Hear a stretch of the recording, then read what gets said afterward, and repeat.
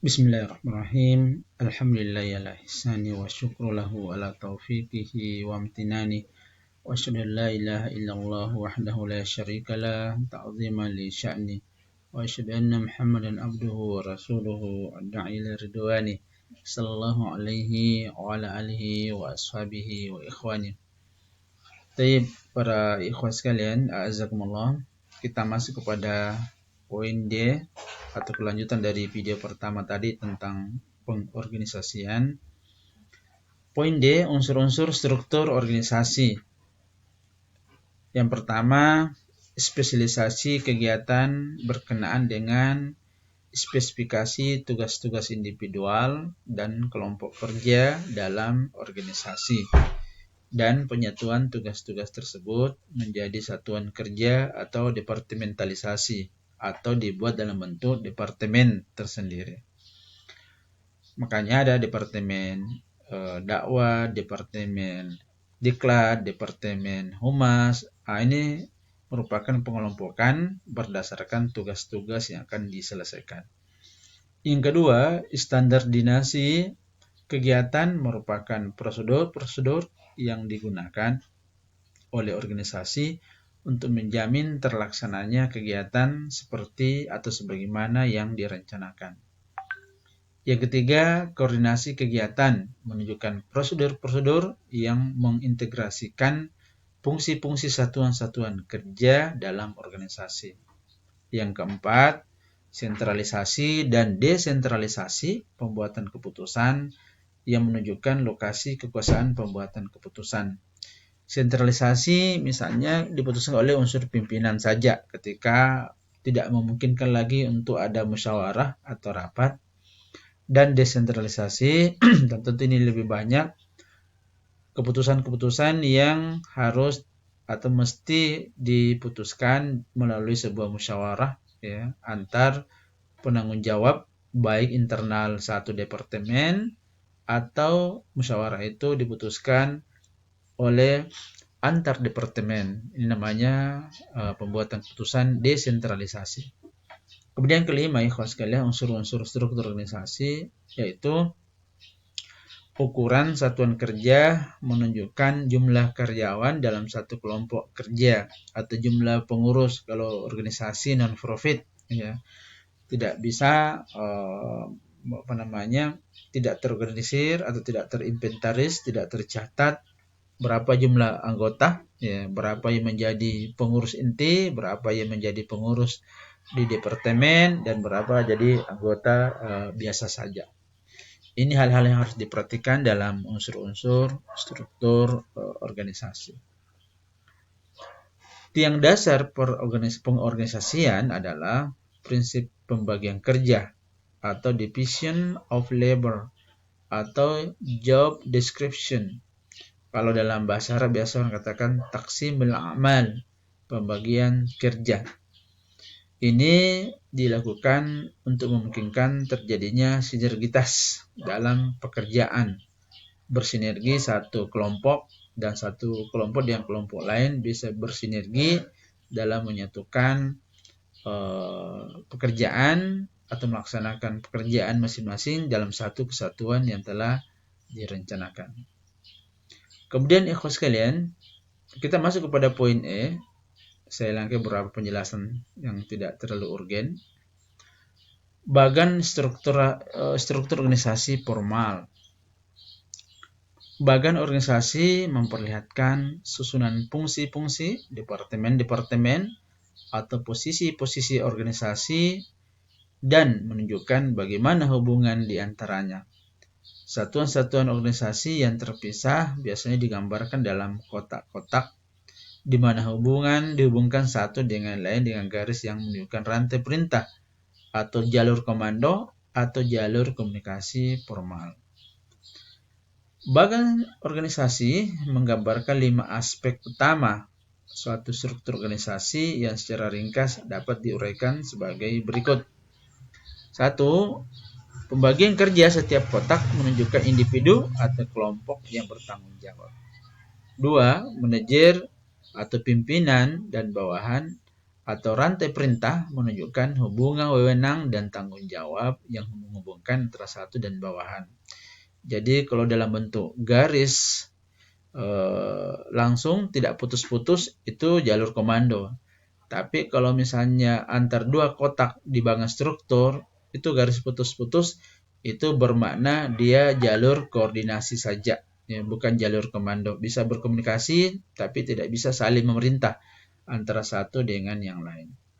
Yang ketiga, tipe pekerjaan yang akan dilaksanakan oleh setiap kotak pada bagian struktur atau setiap departemen. Yang keempat, pengelompokan segmen-segmen pekerjaan atau departementalisasi atau departemen di bagian itu. Dan yang terakhir atau yang kelima adalah tingkatan manajemen menunjukkan keseluruhan hierarki manajemen.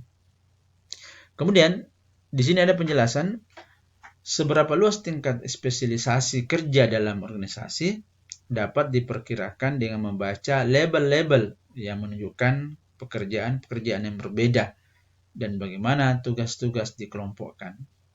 Garis menunjukkan rantai perintah yang merupakan aspek kunci koordinasi dalam setiap organisasi. Tetapi tanpa informasi tambahan akan menimbulkan gambar yang tidak jelas. Jadi kalau sekedar kotak saja, tidak ada baris yang menghubungkan dalam bagian struktur, kita tidak bisa memaknai bahwa itu jalur komando atau ada jalur perintah antar level jabatan yang satu dengan level jabatan yang lainnya. Demikian juga misalnya antar kotak dalam bagian struktur ya sejajar tetapi tidak punya garis-garis putus, maka itu tidak bisa dimaknai bahwa perlu atau bisa berkoordinasi ya. Bahkan bisa dibaca bahwa kedua level tugas atau fungsi itu tidak perlu berkoordinasi antara satu dengan yang lain dalam menjalankan tugasnya atau dalam menjalankan tupoksinya. Kemudian ikhwas sekalian, dengan pembagian wewenang dapat dibedakan berbagai tipe organisasi. Jadi berdasarkan pembagian wewenang dari para pejabat dalam organisasi, maka organisasi itu beberapa tipe. Yang pertama, wewenang lini atau line authority, yaitu wewenang yang mengalir secara vertikal, pelimpah wewenang dari atas ke bawah dan pengawasan langsung oleh pimpinan kepada staf yang menerimanya atau kepada struktur di bawahnya. Yang kedua, wewenang staf authority, yaitu wewenang yang mengalir ke samping, yaitu wewenang yang diberikan kepada staf khusus untuk membantu melancarkan tugas staf yang diberikan wewenang ini.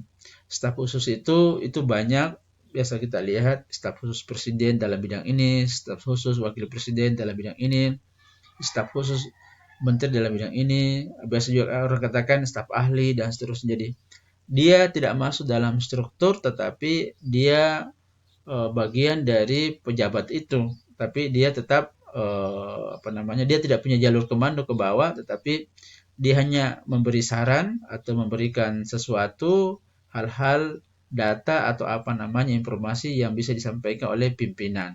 Misalnya staf khusus Mendiri Setiba, dia tidak masuk dalam struktur sebagai wadir atau kaprodi, tidak, tetapi dia staf khusus yang membidangi bidang tertentu, misalnya staf khusus bidang keuangan ingin berpikir tentang pola-pola atau cara untuk meningkatkan pendapatan dari si keuangan Setiba, lalu mereka staf khusus ini berikan draft itu kepada pimpinan nanti yang membawanya kepada rapat pimpinan di Setiba, lalu itu diputuskan, dan staf khusus ini tidak punya kewenangan untuk memutuskan sebuah kebijakan, hanya sebagai draft keputusan atau bahan pertimbangan keputusan saja. Kemudian yang terakhir kawan sekalian, wewenang staf dan lini. Perpaduan antara wewenang lini dan staf merupakan bentuk struktur organisasi yang paling umum saat ini. Bentuk organisasi kelihatan kompleks, tetapi sesungguhnya pengembangan dari bentuk lini. Jadi ini gabungan dua model organisasi. Kemudian ikhwan sekalian berbahagia, bentuk-bentuk bagian organisasi atau bagian struktur. Satu, ada bentuk piramid. Bentuk ini yang paling banyak digunakan karena sederhana, jelas dan mudah dimengerti. Jadi ketua satu, ada di bawahnya lagi sekretaris, ada wakil sekretaris. Di bawahnya lagi ada bendahara, bendahara satu. Kemudian di bawahnya ada departemen A, departemen B, departemen C, departemen D. Jadi dia ada bentuk piramida. Ada bentuk vertikal yang merupakan menyerupai bentuk piramid dalam pelima kekuasaan dari atas ke bawah, hanya vertikal berwujud tegak sepenuhnya. Maksudnya itu dia sederhana sekali, departemennya ke bawah hanya dua misalnya, jadi bagian struktur itu hanya membentuk seperti garis lurus saja ya, walaupun dalam pelaksanaan tugas dia menyerupai nanti bentuk piramid akibat pengembangan tugas di level di bawah. Kemudian bentuk horizontal di mana wewenang dan tanggung jawab digambarkan dari kiri ke kanan atau kanan dari kanan ke kiri. Dan terakhir, bentuk lingkaran bagan menekankan pada hubungan antara satu jabatan dengan jabatan yang lain. Kemudian ikhwan sekalian yang dimuliakan Allah Subhanahu wa taala, kelompok-kelompok kerja organisasi formal dan informal. Organisasi formal mempunyai tipe utama kelompok-kelompok, yaitu kesatuan tugas, panitia, dewan atau komisi-komisi, ya. Kesatuan tugas atau task force, ya. Kesatuan tugas khusus dan tim proyek dibentuk untuk menangani suatu masalah atau tugas khusus. Ini organisasi formal dan biasanya terdaftar di Kementerian Hukum atau minimal di notaris. Ini organisasi formal. Apalagi di Indonesia ini diharapkan seluruh organisasi dalam bentuk formal. Ada juga organisasi non formal, atau informal atau non formal. Pengelompokan informal hubungan pribadi yang dapat lebih berpengaruh dibandingkan hubungan formal, seperti dalam grup-grup WA atau grup-grup di media sosial lainnya.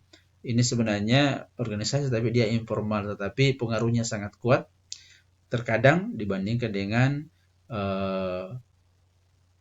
keputusan atau hal yang dibahas atau menjadi kebijakan organisasi. Di sini biasa muncul adanya diskusi-diskusi sederhana yang dibawa kepada yang bisa mempengaruhi anggota-anggota di organisasi secara formal atau organisasi formal. Hubungan pribadi, duduk-duduk santai antar grup, ya, para pecinta kopi misalnya, pecinta es teler misalnya di grup-grup dan banyak di media sosial seperti Facebook, ya. Ini organisasi informal tetapi kuat pengaruhnya karena hubungan kepentingan secara individual sangat kuat antara satu dengan yang lain. Sekali ini bahan dari materi kita tentang organizing atau pengorganisasian. Semoga ada manfaatnya. Nanti kita lanjutkan dalam diskusi-diskusi di kelas. Syukran wa jazakumullahu khairan ala kulli ihtimamikum wa barakallahu fikum. Subhanakallahumma bihamdika asyhadu an la ilaha illa anta astaghfiruka wa atubu ilaik. Wassalamualaikum warahmatullahi wabarakatuh.